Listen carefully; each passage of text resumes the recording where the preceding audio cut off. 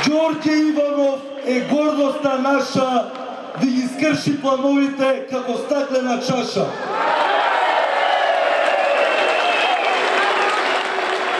За Македонија тој се бори на дело, излагањето негово е секогаш смело. Затоа денес јас песна ќе му подарам за вашите заложби, председателя ви благодарам.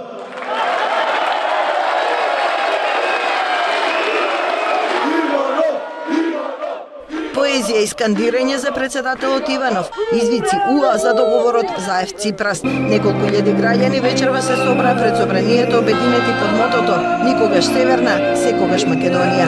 Ова е национална катастрофа.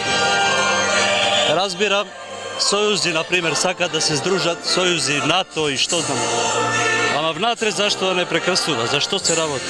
Зашто?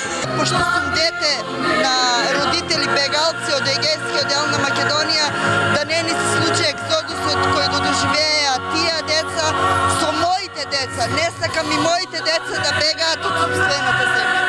Да пратам порака до председателот, да го зедем мандатот, да му го вратим така наречениот октруиран премиер Зоран Заев.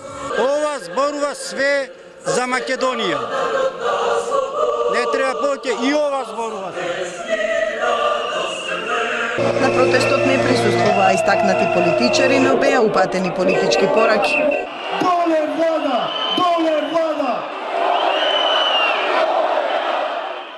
Организаторот, што се представи како Млади за Македонија, поддржан од уште неколку групи граѓани, придонесе протестот да помине во мирна атмосфера. Најголема врева предизвикаа неколку петарди фрлени кон силното полициско обезбедување пред собранието.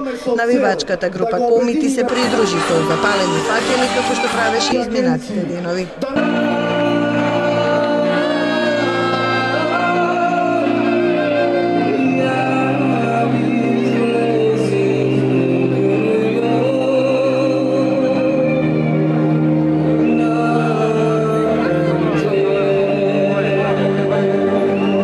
На собирот беа емитувани видеопораки од актерката Арна Шијак, повредена на протестот во неделата, од внуката на Гоце Делчев, внукот на Никола Карев, откако што ги представија пријателите на Македонија Маријана Петир и Џејсон Мико. Беше најавена кривична пријава за директорот на Бирото за јавна безбедност Велковски и интерпелација за Спасовски поради инцидентите од неделата. По час и половина демонстрантите мирно се разотидоа, оставајќи зад себе изгорени факели и празни шишиња.